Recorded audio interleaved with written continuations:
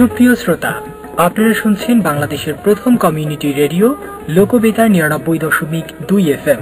শুরু হলো কমিউনিটি শিখন অনুষ্ঠান জেগে ওঠো।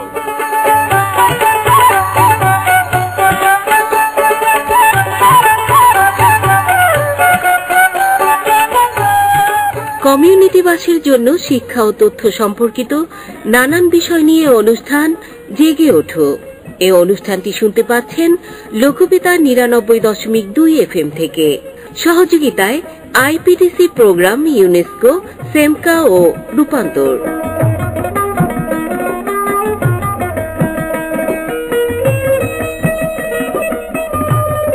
শুরুতেই জানিয়ে দিচ্ছি আজকের অনুষ্ঠানে যা যা থাকছে।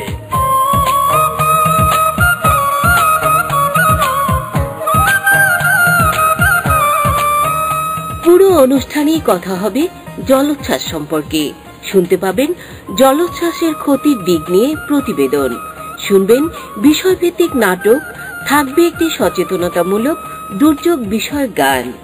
সবশেষে জলোচ্ছ্বাস ও এর ক্ষতি মোকাবেলায় করণীয় সম্পর্কে থাকছে আলোচনা, যেখানে থাকবেন একজন বিশেষজ্ঞ অতিথি।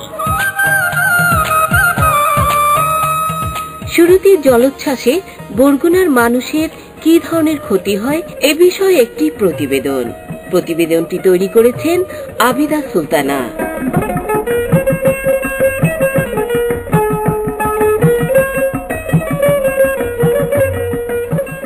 ভৌগোলিক অবস্থানের কারণে বাংলাদেশ একটি দুর্যোগ প্রবণ দেশ। জলবায়ু পরিবর্তনের ফলে এদেশে প্রাকৃতিক দুর্যোগের তীব্রতা বেড়েই চলছে। এসব দুর্যোগের বড় একটি অংশ হচ্ছে জলোচ্ছ্বাস। ঘূর্ণিঝড়ের সাথে উঠে আসা জলোচ্ছ্বাসই নয়, জোয়ারের পানিতেও উপকূলবাসীর দুর্ভোগ পোহাতে হচ্ছে। বরগুনার বিষখালী, পায়রা ও খাগদল নদীর তীরে বসবাসকারীরা জানালেন তাদের দুর্ভোগের কথা। পানিতে যে খালি চাপ দেয়, উপর থেকেও দেয়, যে আমাকে পুষ্কুনির পার দেয়া, এমনকি এই রোড দিয়ে আমাকে আটনে গুড়াগাড়া বাচ্চা লইয়া আটনে কষ্ট হয়ে যায়, বুঝছেন। বাতাসে মনে করেন যে গাছের গোড়া হলে পানিতে নরম করে দেয়, বাতাসে একটু লাগায় গাছ পড়ে যায়, মানে অনেক ক্ষতি হয়েছে, প্রচুর গাছপালা। তারপরে তো আপনার বন্যার পরে যেসব অবস্থা দেখা যায়, যেমন বিশুদ্ধ পানির অভাব দেখা গেছে। ও কি হলো, আমরা পানি ভরা সাইকেলে ছেলে উঠলাম, তো পানি ভরা কই যাম। তাদের এই দুর্ভোগের এখানেই শেষ নয়। ছেলে মেয়েদের জীবন ঝুঁকি, কৃষি, মৎস্য, বাসস্থান সহ রান্নার চুলা ডুবে থাকছে পানির নিচে, যার ফলে অনেক সময় তাদের না খেয়েই থাকতে হচ্ছে। এই ডুবাই আইলে পানি মানে ওঠে না। এই দেখো ক্ষতি হয়, ধরেন আমাকে এই পিছনে যার আছে, ধরেন চুলা মুলা আছে, ধরেন রাঁধতে পারে, হে রাঁধতেও পারে না, চুলা ভিজে যায়। জলোচ্ছ্বাসের কবল থেকে বাঁচার জন্য স্থানীয়দের দাবি হচ্ছে নদীর পাড়ে বেড়িবাঁধ বা রাস্তাগুলোকে টেকসই ও মজবুত করে নির্মাণ করতে হবে। হ্যাঁ, আমরা যদি এই আবাসন আশ্রয়নে যে আমাদের এই বেড়িবাঁধটা যদি হয়, আমরা মনে হয় যে এই পানির থেকে বা সাধারণ জোয়ারও যে পানিটা তোলায়, ওটা থেকে মনে হয় যে আমরা একটু রক্ষা পাইতে পারি। এই যদি উঁচু করতে কয়েকগুলি ঘুরাইয়া তাহলে পানিটা একটু কমবে জায়গায়। পিছনে রাস্তাটা একটু উঁচু হয়, তবু তো সাধারণত একটু রক্ষা পাইতে আমরা পারি। তা আমরা রক্ষা পাই, পানির দিক দিয়ে রক্ষা পাই, পানি এদিকে উঠতে পারে না, গাছপালা লাগাইয়ে শান্তি দেয়। জলোচ্ছ্বাসের সাথে যুদ্ধ করে বেঁচে আছেন উপকূলবাসী। তাদের জীবন যুদ্ধের নেই কোনো পরিসমাপ্তি, নেই কোনো ফলাফল। তারা চায় সুখে শান্তিতে বসবাস করতে। বেঁচে থাকার এই যুদ্ধের অবসান চান উপকূলবাসী। সুপ্রিয় শ্রোতা, আপনারা শুনছেন লোকবেতার ৯৯.২ FM। চলছে কমিউনিটি শিখন অনুষ্ঠান জেগে ওঠো।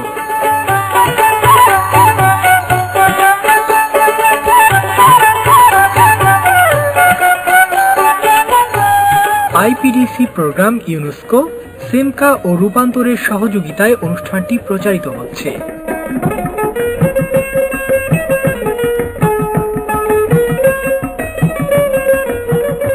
বন্ধুরা, আমরা স্থানীয়দের কাছ থেকে শুনলাম ক্ষতির কথা। জলোচ্ছ্বাসে বাড়ি ঘরে পানি ওঠে, উপকূলীয় এলাকা তলিয়ে যায়, বেড়িবাঁধ বা রাস্তা উপচিয়ে পানি ওঠে, তলিয়ে যায় কৃষি জমি, তলিয়ে যায় পুকুর, চলাচলের রাস্তা ও বাড়ির দরজা ডুবে যায়, রান্নাঘর ও রান্নার চুলা ডুবে বন্ধ হয়ে যায় রান্না বান্না, হাঁস মুরগি ও গবাদি পশু থাকার ঘরও রক্ষা পায় না। কখনো কখনো সৃষ্টি হয় জলাবদ্ধতা, এর ফলে ব্যাহত হয় স্বাভাবিক জীবন। এসব কারণে শুধু স্বাভাবিক জীবনই নয়, ধ্বংস হয় ভবিষ্যৎ স্বপ্ন, আর্থিক দিক দিয়েও ব্যাপক ক্ষতির সম্মুখীন হতে হয়।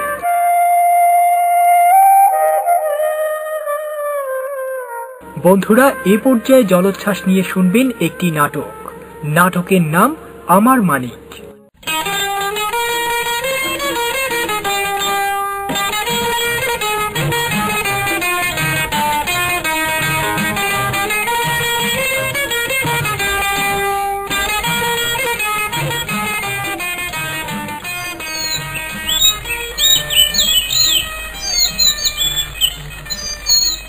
ইস, মুই কতক্ষণেও আইয়ে বইয়ে রইছি, আর এখনো হেরা আমার নাম গন্ধ নাই। মুই কৌকা মোরা মুই আসি না তোর লাগে। ও হ্যাঁ তো কথা, দেখ কোন সময় আইয়ে বইয়ে রইছি, এখনো আয়। আসলে ও তোরে ভালোই পায় না, যদি ভালোই পাই তাহলে কবে আইতে, তোরা আগে আইয়ে বই থাকতে। হ্যাঁ ও বকুল, সে যে কেন এলো না, কিছু ভালো লাগে না, এবার আসুক তারে আমি মজা দেখাবো, যদি ফুলগুলো হয়। থাম যা, তুই একটু ওই পেশে যা। হাই ওইছে, এখন তো আইছে, আমার মোড়ে লাগে না। এত দেরি হয়েছে কা তোমার? আরে তোমাকে গ্রামটা একটা পাগলের কারখানা, ওতে একটা পাগলি ও করে আমার ধরে কয় আমার সোনা, আমার মানিক। আরে বাবা, মুই তো ডরে শেষ। ও ওই আকলিমে খেলার কথা কও, সে তো সবসময় আমার মানিক কইছি রে, যা রে পাই হ্যারি কয় আমার মানিক রে দেখছো। ও হেইয়া, এই তো আমার মানিক, এই তো আমার মানিক, মানিক আমার মানিক।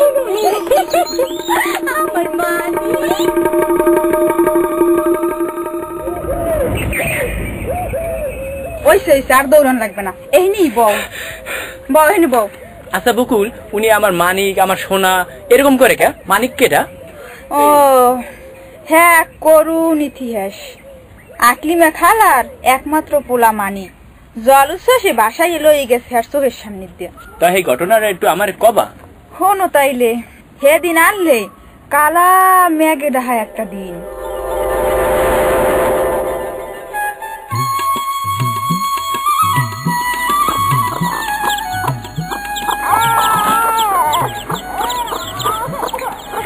আমার সোনা কই রে, আমার সোনা কই, তোমার জন্য তোমার বাপের সব জ্বালাতন সই, আমার মানিক কই রে, আমার মানিক কই। তোমার আল্লাহর মানিক আমার বুঝি না। না এই যে বাবা, তুমি এখন এই মিষ্টি খাওয়া। কি মিষ্টি খাইবে? এই দুপলাই কি মিষ্টি খাইতে পারো? দাও, আমার দাও। এটা কি করলা? তোমার লোকে তো আলতা আনছি, চুরি আনছি। আলতা কি কেউ খায়? চুরি কি কেউ খায়? তুমিও না। কি আশা সে দিয়ে একটা ডাক দিলে, এ মানিকের মা এ বাইরে আওতি। ভাব শাব্দি ভালো থাকতে আছি না, কালা আন্দার মেয়া গইয়া আইছে, বাংলা এই তো ভালো না। আরে আল্লাহ দেওয়াই করা শুরু করছে। এ তুমি বাইরের পাতা পোতা ওই যে ফুটো ছাটা ইয়ে পুষাই গিয়ে ঘরে উঠাও, মানিকের এই হোয়াইট হোক হই খাও, আমি গরুর দিকে যাই। হ্যাঁ হ্যাঁ, তাই ইয়েই হবে। ও মানিকের মা, গরু আর আনা লাগবে না, পানি উঠছে, পানি তাড়াতাড়ি খাও।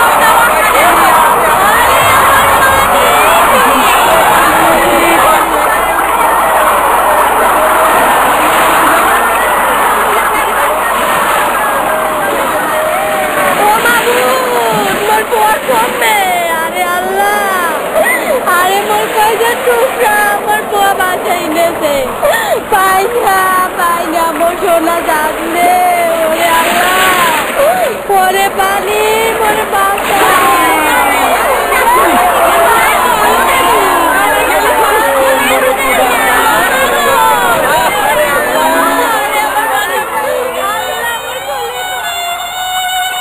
ও মানিকের বাপ, মোর মানিক কই? মোর কলি তো আল্লে, আল্লাহ রে মোর মানিক কই?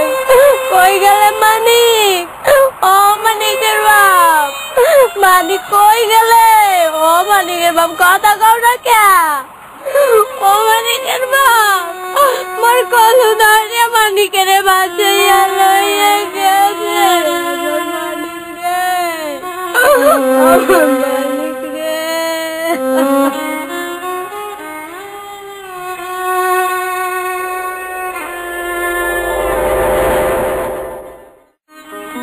আল্লাহ, সেই হইতে গুনি আকলিমা খেলায় পাগল, সারাদিন খালি মানিকরে বিশ্রে।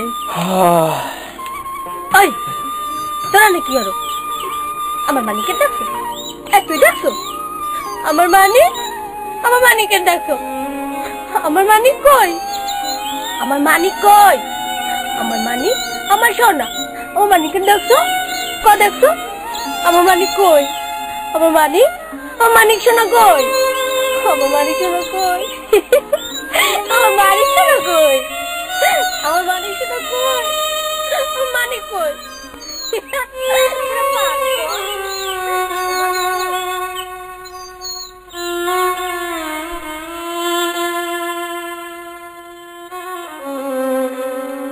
শুনলেন নাটক আমার মানিক। জলোচ্ছ্বাসে মায়ের কোল থেকে এভাবে হাজারো মানিক হারিয়ে যায়, শুধু রয়ে যায় মায়ের কান্না আর ছেলের শোকে স্মৃতি হারানো পাগল বেশে থাকা আকলিমা।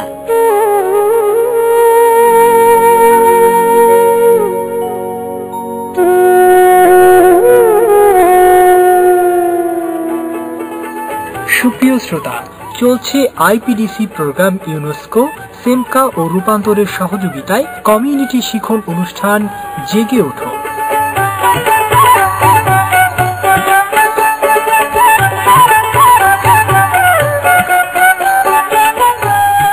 বন্ধুরা, অনুষ্ঠানের এই পর্যায়ে শুনবেন একটি দুর্যোগ বিষয়ক গান। শোনেন শোনেন শোনেন নানা শোনেন মনোকান্দিয়া, দুর্যোগেরই কিছু কথা করিব বর্ণনা।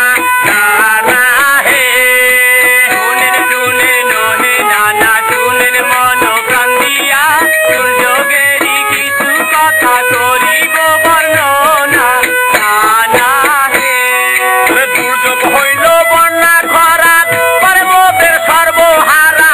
দুর্যোগ হইল বন্যা খরা, পর্বতের সর্বহারা। নদী ভাঙা, ভূমিকম্প, ঘূর্ণিঝড়, জলস্রোত। নানা হে শুনেন শোনেন হে নানা শুনেন মনোকান্দিয়া, দুর্যোগেরই কিছু কথা করিব বর্ণনা। নানা হে বাড়ির বিটা পুকুর পারো, চা করবো সবাই এবার। বাড়ির বিটা পুকুর পারো, চা করবো সবাই এবার। কিছু রাস্তা উঁচু করবো, গাছ লাগাবো পাশে তার। নানা হে শোনেন শোনেন হে নানা শুনেন মনোকান্দিয়া, দুর্যোগেরই কিছু কথা করিব বর্ণনা। নানা হে এবার ছোট ছোট নাও বানাবো গ্রামবাসী মিলিয়া, ছোট ছোট নাও বানাবো গ্রামবাসী মিলিয়া। নলকূপের গোড়া উঁচু করবো, রেলগাড়ি পায়খানা। নানা হে এবার নৌকা যদি নাহি থাকে বাড়িতে কলা গাছ আছে, নৌকা যদি নাহি থাকে বাড়িতে কলা গাছ আছে। তাই দিয়া বেলা বানাইয়া বন্যায় করবো ব্যবহার। নানা হে শোনেন শোনেন হে নানা শুনেন মনোকান্দিয়া, দুর্যোগেরই কিছু কথা করিব বর্ণনা। নানা হে বন্ধুরা, শুনছেন আইপিডিসি প্রোগ্রাম ইউনেস্কো, সেমকা ও রূপান্তরের সহযোগিতায় কমিউনিটি শিখন অনুষ্ঠান জেগে ওঠো। অনুষ্ঠানটি প্রচারিত হচ্ছে লোকবেতার ৯৯.২ FM থেকে। আমরা অনুষ্ঠানের শেষের দিকে চলে এসেছি। আজকের অনুষ্ঠানে আমরা জলোচ্ছ্বাসের ক্ষয়ক্ষতির চিত্র তুলে ধরার চেষ্টা করেছি, বলার চেষ্টা করেছি উপকূলবাসীর জীবন ও জীবিকার কথা। আমরা চাই উপকূলের মানুষগুলো জেগে উঠবে, খাপ খাওয়ানোর সক্ষমতা অর্জন করবে। অনুষ্ঠানের পরের অংশে তাদের ঘুরে দাঁড়ানোর পথ খুঁজে বের করার চেষ্টা করব। তবে বিদায় নেওয়ার আগে জানিয়ে দিচ্ছি, অনুষ্ঠানটির গ্রন্থনা ছিলেন ইমরান হোসেন, উপস্থাপনায় ছিলাম আমি কাজী সেলিনা হোসেন ও আমি জুয়েল ইসলাম। অডিও সম্পাদনায় ছিলেন আবিদা সুলতানা।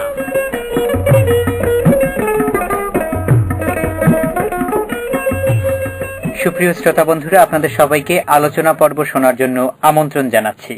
শুনছেন কমিউনিটিবাসীর জন্য শিক্ষা ও তথ্য সম্পর্কিত নানান বিষয় নিয়ে অনুষ্ঠান জেগে ওঠো।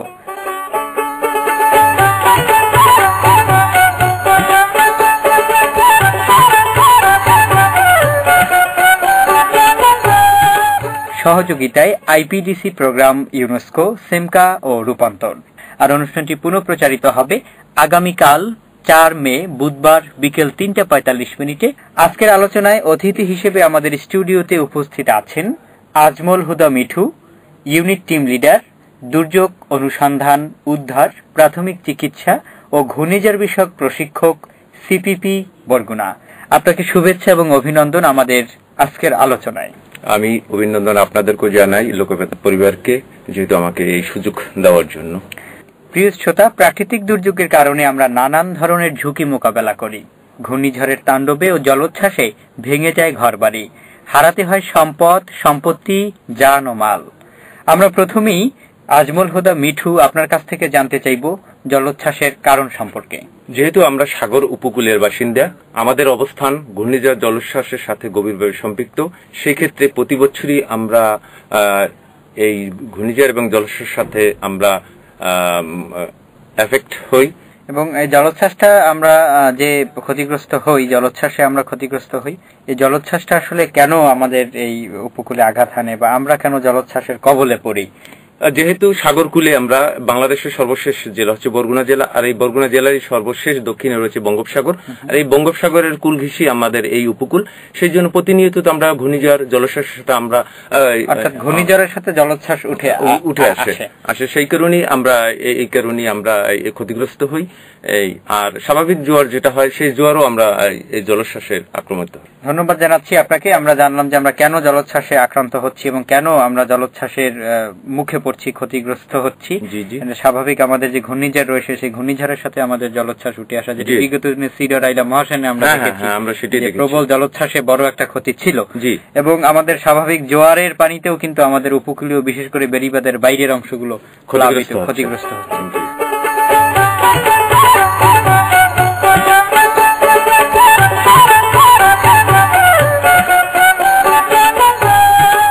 বরগুনা জলোচ্ছ্বাসে ক্ষতিপ্রবণ যে এলাকাগুলো রয়েছে, সেই এলাকাগুলো সম্পর্কে জানতে চাইব। কোন কোন এরিয়াটা মূলত আমাদের এই জলোচ্ছ্বাসে ক্ষতিগ্রস্ত হচ্ছে?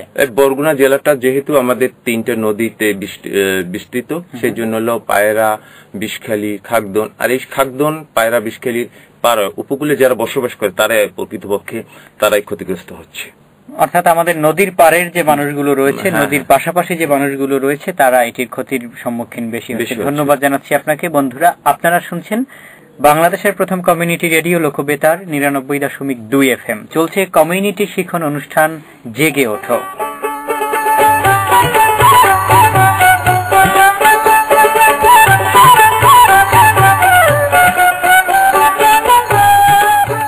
কমিউনিটিবাসীর জন্য শিক্ষা ও তথ্য সম্পর্কিত নানান বিষয় নিয়ে অনুষ্ঠান জেগে ওঠো।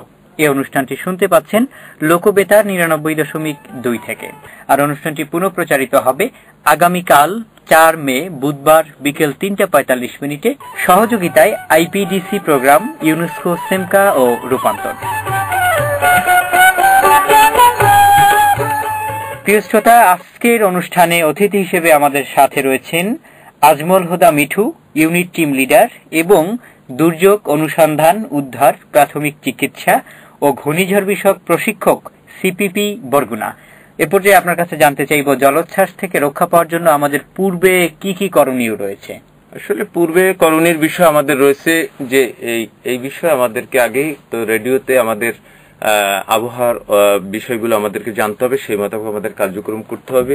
সাথে সাথে দুর্যোগটা আসার আগে আমাদের বাড়ির আমাদের ঘরখানা যদি নিচু থাকে সেটা উঁচু করতে হবে। জলোচ্ছ্বাসে স্বাভাবিকভাবে যে পানিটা হয় তার চেয়ে 1 থেকে 1.5 হাত ভিতরে উঁচু করতে হবে। বাড়ির আশেপাশে যদি কোনো গাছ থাকে সেগুলো সেটা কেটে দিতে হবে। আর প্রথমত আমাদের জানতে হবে যে এই দুর্যোগটা কোন সময়টা হয়, সেইটা আমাদেরকে আগে জানতে হবে। আমাদের বাংলাদেশের, আমরা তো 12 মাসের এই দুর্যোগটা 2টা সময় তো সাধারণত হয়। এই 2টা সময়টা কখন সেটা আমাদের জেনে তারপর আমাদের প্রস্তুতিমূলক ব্যবস্থা জানা থাকে, তাহলে প্রস্তুতিটা আমাদের ভালো। হ্যাঁ। আর আবার তো দ্বিতীয়ত হচ্ছে যে বাড়ি ঘর উঁচু করতে হবে, বসত বাড়ির মজবুত করতে হবে। এবং যারা আমরা উপকূলে বসবাস করি, আমাদের এই শিশুদেরকে যারা সাঁতার না জানে তাদেরকে আমাদের সাঁতার শিখাতে হবে। ভাসমান কিছু সামগ্রী আমাদের হাতের কাছে রাখতে হবে। এবং গুরুত্বপূর্ণ জিনিস যেগুলো আছে আমাদের, বিশেষ করে দলিল বা টাকা পয়সা বা সোনা দানা বা যদি আমাদের আগাম ফসল থাকে সেগুলো কেটে আমাদের নিরাপদ আশ্রয় বা নিরাপদ উঁচু জায়গা আমাদের এগুলো রাখতে হবে। এগুলো আমরা পূর্বে আমরা এই কাজগুলো করে থাকলে আমাদের ক্ষতিগুলো কম হবে। ঠিক আমাদের জলোচ্ছ্বাস যখন আঘাত হানছে বা জলোচ্ছ্বাসে আমরা প্লাবিত হচ্ছি, ঠিক এই সময় আমরা কিভাবে ক্ষতিটাকে কমাতে পারি বা জানমাল রক্ষা করতে পারি? আমরা বিগত দিন আমরা দেখেছি যে যখনই এই বন্যাটা বা দুর্যোগটা জলোচ্ছ্বাসটা হচ্ছে আমরা কিন্তু সবাই কিন্তু তাড়াহুড়ো করছি। সেই ক্ষেত্রে তাড়াহুড়ো করা যাবে না, ধৈর্য সহকারে আমাদের মনোভাব শক্ত রেখে আমাদেরকে সামনে এগাতে হবে। সেই জন্য সেই মনোভাব নিয়ে ধৈর্য ধারণ করে নিরাপদ স্থানে আমাদের যেতে হবে এবং মূল্যবান যে জিনিসপত্রগুলো আছে এবং আমাদের শিশু সন্তানরা আছে তাদেরকে ধৈর্য সহকারে নিরাপদ স্থানে নিয়ে যেতে হবে। তৎক্ষণাৎ বুদ্ধি দিয়ে ধৈর্য না হারিয়ে নিজেকে এবং জানমালগুলো রক্ষা করার জন্য আমাদের কৌশলগুলো করতে হবে, অবলম্বন করতে হবে। আপনাকে অনেক অনেক ধন্যবাদ জানাচ্ছি। শ্রোতা বন্ধুরা, আপনারা শুনছেন কমিউনিটি শিক্ষণ অনুষ্ঠান জেগে ওঠো। আজকের আলোচনা পর্বে কথা বলছেন আজমল হুদা মিঠু। আমরা আরো বিস্তারিত আজকে জলোচ্ছ্বাস নিয়ে তার কাছ থেকে কথা শুনবো।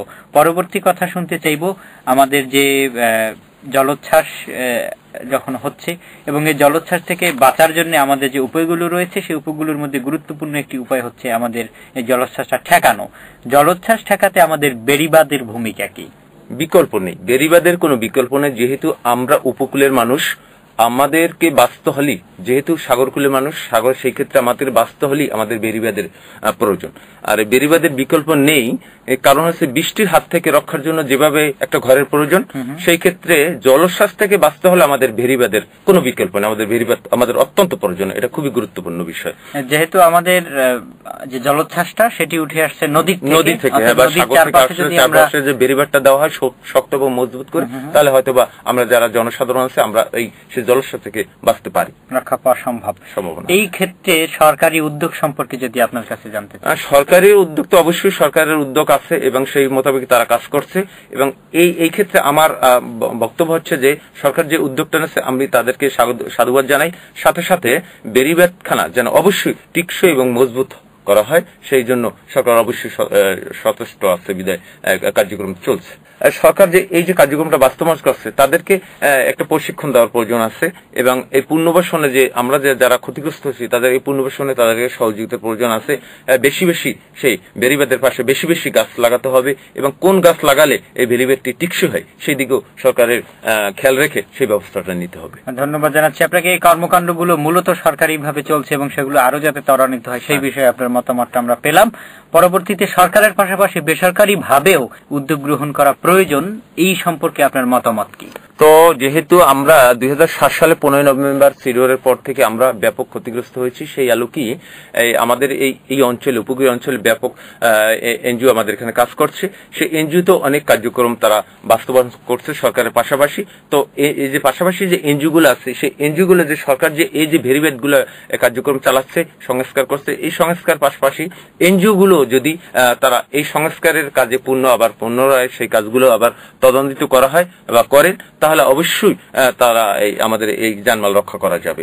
তো এই ক্ষেত্রে এনজিও যে কার্যক্রমগুলো ইতিমধ্যে তারা চালু করছে, আমি তাদেরকে ধন্যবাদ জানাই এনজিও কর্তৃপক্ষকে। সেই ক্ষেত্রে এই জায়গাগুলোতে অর্থাৎ বিশেষ করে জলোচ্ছ্বাস যে প্রবণ অঞ্চলগুলো রয়েছে, আমাদের যে এলাকাগুলো রয়েছে, সেই এলাকাগুলোর মানুষজনকে কোন কোন ভাবে অর্থাৎ কোন কোন ক্ষেত্রগুলোতে তাদেরকে সহযোগিতা দেওয়া প্রয়োজন বলে আপনি মনে করেন? যদি আপনাকে এইভাবে জানতে চাই যে তাদেরকে সচেতন করার জন্য তারা কি ধরনের ভূমিকা রাখতে পারেন, তাদেরকে এই বিষয়ে প্রশিক্ষণ দেওয়ার ক্ষেত্রে অবশ্যই তাদেরকে প্রশিক্ষণ দিতে হবে। তাদের সচেতনতা বৃদ্ধির জন্য তাদেরকে সভা সমাবেশ করতে হবে। নাটকের মাধ্যমে আমাদের এইসব বিষয়গুলো আমাদের সচেতন করা যেতে পারে। তারপর হলে প্রশিক্ষণের মাধ্যমে তাদেরকে সচেতন করা যেতে পারে। বিভিন্ন উপায় জনগণকে সেবা দেওয়ার জন্য বিভিন্ন উপায়ের মাধ্যমে এইসব কার্যক্রম বাস্তবায়িত করা যেতে পারে।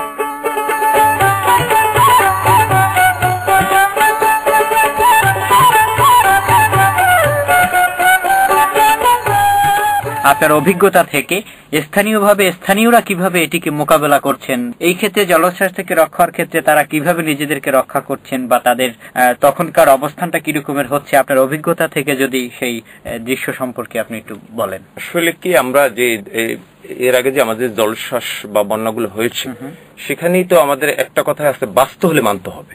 তো বাস্তব হলে মানতে হলে যে সরকার এবং এনজিও কখন করবে সেইটার দিকে না তাকিয়ে আমরা যারা স্থানীয় জনগণ আছি, এখানে যে একটা ছোট্ট রাস্তা, কিছু রাস্তা ভেঙে গেছে, সেই ক্ষেত্রে সরকার কবে করবে সেইটার দিকে না তাকিয়ে আমরা যারা স্থানীয় যে জনসাধারণ আছি ওই রাস্তাটাকে তৎক্ষণাৎ ভাবে যদি আমরা মেরামত করতে পারি, তাহলে আমরা কিন্তু সেই জলোচ্ছ্বাস থেকে আমরা রক্ষা পেতে পারি। সেই জন্য আমাদের এখানে একতার প্রয়োজন আছে। একতার প্রয়োজন পাশাপাশি সচেতনতার মাধ্যমে আমাদের এই কার্যক্রমগুলো আমরা এগিয়ে নিলে আমরা হয়তো বা জানমাল থেকে আমরা রক্ষা পাবো। আমরা সরকারি পদক্ষেপের জায়গায় হয়তো আরেকটি কথা আমাদের আসার দরকার ছিল, যেটি আমরা এখন আপনার কাছে একটু জানতে চাইবো, যে আমাদের স্থানীয়দের ভাগ্যের উন্নয়ন নিয়ে বা স্থানীয়দের রক্ষার্থে কাজ করার ক্ষেত্রে আমাদের যে স্থানীয় সরকার রয়েছে, বিশেষ করে ইউনিয়ন পরিষদ, যেহেতু ইউনিয়ন পরিষদের যে কার্যক্রমগুলো সেগুলো একদম তৃণমূল পর্যায়ে বিস্তৃত এবং ছড়ানো, তো তাদের ভূমিকাটা সম্পর্কে যদি বলেন, চেয়ারম্যান, মেম্বার এবং স্থানীয় যারা এই পক্ষের হয়ে কাজ করেন, জনগণের সেবার উদ্দেশ্যে তারা অবস্থান নেন, তারা এই জায়গাটাতে তাদের অবস্থানটা আপনার চোখে কিরকমের?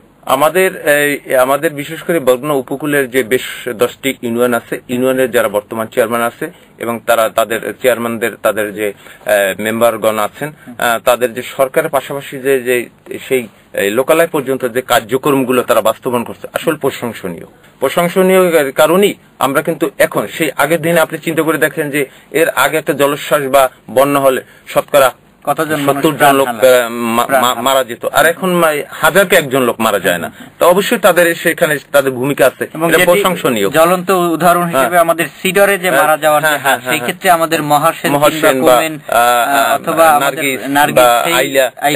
সেই জায়গায় অনেক কম। এটা প্রশংসনীয়। ইউনিয়ন পরিষদ চেয়ারম্যান, মেম্বার যে তাদের পরিবারের যে সদস্যরা আছে তারা প্রশংসনীয় যোগ্য।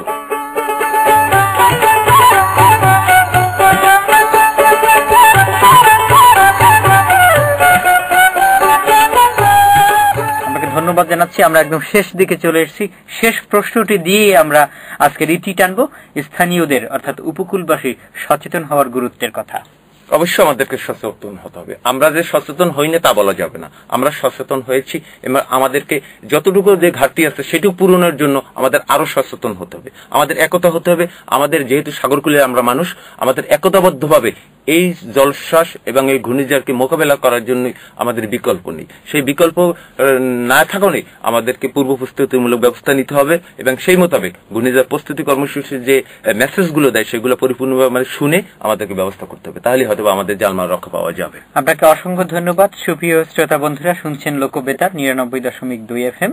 আপনারা শুনছেন কমিউনিটি শিক্ষণ অনুষ্ঠান জেগে ওঠো। কমিউনিটিবাসীর জন্য শিক্ষা ও তথ্য সম্পর্কিত নানান বিষয় নিয়ে আমাদের এই অনুষ্ঠান, আর অনুষ্ঠানটি পুনঃপ্রচারিত হবে আগামীকাল 4 মে বুধবার বিকেল 3:45 অনুষ্ঠানটির সহযোগিতায় আইপিডিসি প্রোগ্রাম, ইউনেস্কো, সিমকা ও রূপান্তর।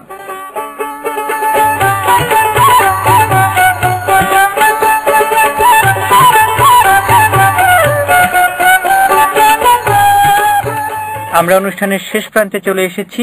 আজকের মতো বিদায় নেব, তবে বিদায়ের আগে ধন্যবাদ জানাচ্ছি আমাদের আজকের অতিথি আজমল হুদা মিঠু, ইউনিট টিম লিডার এবং দুর্যোগ অনুসন্ধান, উদ্ধার, প্রাথমিক চিকিৎসা ও ঘূর্ণিঝড় বিষয়ক প্রশিক্ষক, সিপিপি বরগুনা। আপনাকে আমাদের আজকের আলোচনায় অংশ নেওয়ার জন্য এবং গুরুত্বপূর্ণ আলোচনা করার জন্য ধন্যবাদ। আপনাকেও আমাকে এই সুযোগ করে দেওয়ার জন্য কর্তৃপক্ষকে আমি ধন্যবাদ জানাই। সাথে সাথে আজকে যারা এই অনুষ্ঠানটি উপভোগ করছেন আমি তাদেরকেও অভিনন্দন ও শুভেচ্ছা ধন্যবাদ জানিয়ে আমার কথাগুলো এখানে শেষ করছি। শ্রোতা বন্ধুরা, আপনারা যারা এতক্ষণ আমাদের সাথে ছিলেন আপনাদেরকে অসংখ্য ধন্যবাদ জানাই। আমরা আশা করি আমাদের এই অনুষ্ঠানের মধ্য দিয়ে কিছুটা হলেও আপনারা সচেতন হতে পারবেন। আপনারা আপনাদের নিজেদের ক্ষয়ক্ষতি কমিয়ে আনার জন্য বা ক্ষয়ক্ষতি মোকাবেলা করার জন্য আপনারা নিজেদেরকে সক্ষমতার জায়গায় নিয়ে আসতে পারবেন।